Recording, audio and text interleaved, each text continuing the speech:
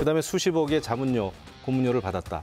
저 이것도 마음에 안 듭니다. 국민 정서, 일반 정서에 안 맞아요. 하지만 그 정도 의혹 가지고 지금 총리 후보 인준을 미룬다든지 저는 이것은 안 맞다고 봅니다.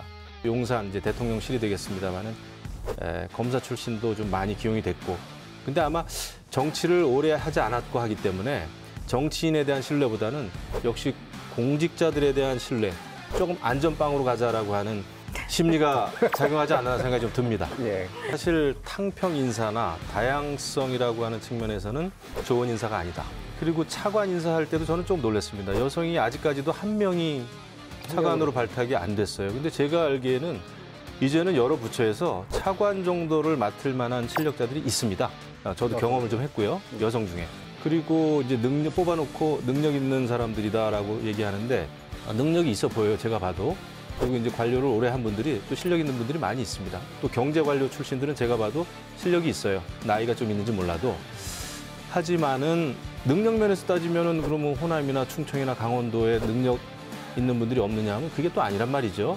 그래서 일기 내각이라고 하면은 국민들에게 보여주는 그 굉장히 중요한 메시지가 있는 겁니다. 이미지가 있는 거예요. 그래서 다양성이 있었어야 된다.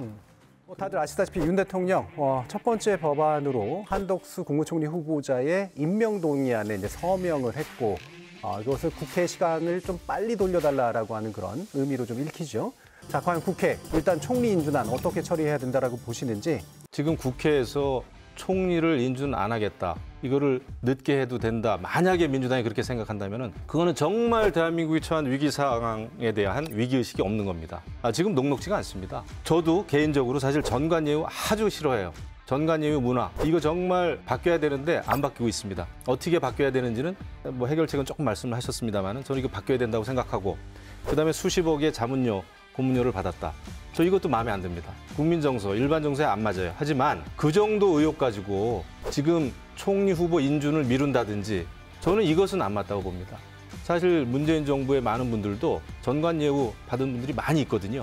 저는 전관예우가 옳다고 이야기하는 것이 아니라 대한민국이 처한 현 시점, 현 상황 인식에 대한 말씀을 드린 거거든요. 그래서 새 정부 출범했는데 언제까지나 전관예우 받은 분이 어떤 분이세요? 언제까지나 총리 후보 인준을 늦춘다는 거는 정치인으로서 또 국회로서는 책임을 방기하는 일이다라는 생각을 가지고 있습니다. 자, 그럼 이 부분 하나 더 짚고 이제 다른 분야로 넘어갔으면 좋겠는데요. 그 기본적이고 당연한 것들을 보여주는 핵심적인 실험대가 바로 내각 인선일 것 같은데, 왜냐하면 정치적으로 보여주는 거니까요. 과연 국민통합형 내각 인선이었다고 보시는지. 사실 탕평 인사나 다양성이라고 하는 측면에서는 좋은 인사가 아니다. 그리고 차관 인사할 때도 저는 좀 놀랐습니다. 여성이 아직까지도 한 명이 차관으로 발탁이 안 됐어요. 근데 제가 알기에는 이제는 여러 부처에서 차관 정도를 맡을 만한 실력자들이 있습니다. 저도 경험을 좀 했고요. 여성 중에. 그리고 이제 능력 뽑아놓고 능력 있는 사람들이다라고 얘기하는데 능력이 있어 보여요. 제가 봐도. 그리고 이제 관료를 오래 한 분들이 또 실력 있는 분들이 많이 있습니다. 또 경제 관료 출신들은 제가 봐도 실력이 있어요. 나이가 좀 있는지 몰라도. 하지만은 능력 면에서 따지면은 그러면 호남이나 충청이나 강원도에 능력 있는 분들이 없느냐 하면 그게 또 아니란 말이죠. 그래서 일기 내각이라고 하면은 국민들에게 보여주는 그 굉장히 중요한 메시지가 있는 겁니다. 이미지가 있는 거예요. 그래서 다양성이 있었어야 된다. 그리고 청와대가 아니죠. 용산 이제 대통령실이 되겠습니다만은 검사 출신도 좀 많이 기용이 됐고, 물론 뭐 공직기강을 담당하는 검사들이 잘하는 직종이긴 합니다만은 검사들이 너무 많죠. 근데 아마 정치를 오래 하지 않았고 하기 때문에 정치인에 대한 신뢰보다는 역시 공직자들에 대한 신뢰, 조금 안전빵으로 가자라고 하는 심리가 작용하지 않나 생각이 좀 듭니다. 예. 경제 분야로 또 넘어가 보도록 하겠습니다. 경제의 상황이 굉장히 안 좋아질 거는 되게 분명해 보이기 때문인데요.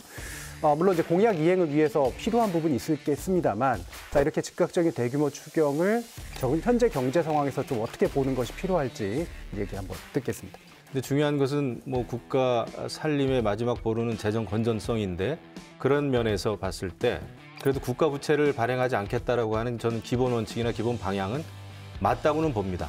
맞다고 봐요. 근데 하지만 말씀하신 대로 초과세수라는 것은 아직 현실화된 그런 액수가 아직은 아니기 때문에 좀 걱정은 됩니다만은 약속은 지켜야 되고, 그다음에 워낙 국가 주도로 여러 가지 방역에 있어서 영업시간 제한시키고 다 했단 말이죠. 이건 사실은 기업을 하고 또 장사를 하는 입장에서는 저는 정말 엄청난 재앙이었다고 봐요. 물론 코로나19 팬데믹 상황이라고 하는 것은 굉장히 위기였기 때문에 그런 그 국가 정책이 나오긴 했겠습니다마는 9시까지 문 닫게 하고 10시까지 문 닫게 하고 그러고 나서 국가가 아무런 또 책임을 안 지는 것도 저는 아주 잘못된 국가주의다 생각을 합니다. 거기에 대해서는 정부가 바뀌었어도 책임을 지는 게 맞지 않겠나 이런 생각이 좀 들죠. 자, 그러면 이제 외교 안보 분야로 좀 넘어가면서 얘기를 해볼까 싶은데요. 윤석열 대통령 후보 시절부터 한미일 동맹에 대해서 상당히 강조를 했죠.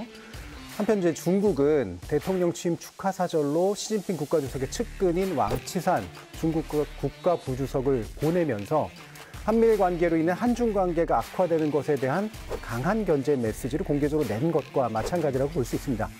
자, 그런 가운데 지금 이제 외교안보정책 담당자들의 인선 양상을 보면 아무래도 이명박 정부 시절의 외교안보 라인에 이제 기대고 있는 면이 분명히 있죠. 자, 그렇다면 이것이 이제 이명박 정부식 외교안보 정책의 재현이 되는 것인가라는 그런 궁금증이 들기도 하고요.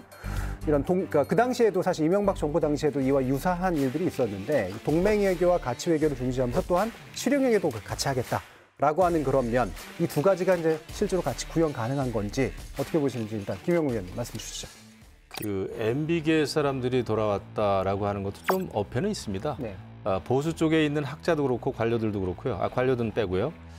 전문가들은 MB계 아니면 박근혜계예요. 대부분은. 그럴 수밖에 없다. 그렇기 때문에 그게 뭐 MB계만 돌아왔다 얘기하는 거는 좀 어폐가 있고 다행히 윤석열 대통령이 그래도 저는 감각이 있었다고 봐요. 이번에 공부를 좀 한 것 같은데 그래도 시진핑 주석이 방한해 주기를 기대한다라고 답변을 했더군요. 저는 굉장히 잘했다고 봅니다. 이것은 어중간한 한 밀당이 아니고요. 원칙으로 돌아가지 않으면 우리는 얻을 게 없습니다. 우리나라가 마치 외교를 중립국처럼 중국하고도 또 미국하고도 일본하고도 똑같은 비중을 두고 한다는 것은 불가능해요. 그렇게 하면 남는 게 없습니다. 얕잡아 보이면 계속 흔들릴 수밖에 없는 거죠. 외교 안보 면에서는. 지난 5년이 그걸 증명했잖아요. 그래서 원칙으로 돌아가자는 차원에서 저는 외교 라인을 꾸렸다 보고 꾸린 게 중요한 것이 아니라 앞으로 정말 현실에 타당한 그런 국익을 위한 실리 외교를 하는데 온 힘을 쏟아야 되겠죠. 외교만큼 중요한 게 없습니다. 거기에 경제도 들어가 있고 안보도 들어가 있고 저는 다 들어가 있다고 보거든요. 외교의 실패가 곧 패망, 국망으로 이어졌지 않습니까? 우리 역사가 그걸 보여줬잖아요. 그래서 지금 정말 외교적으로 정신 똑바로 차릴 때다라는 강조의 말씀을 드립니다.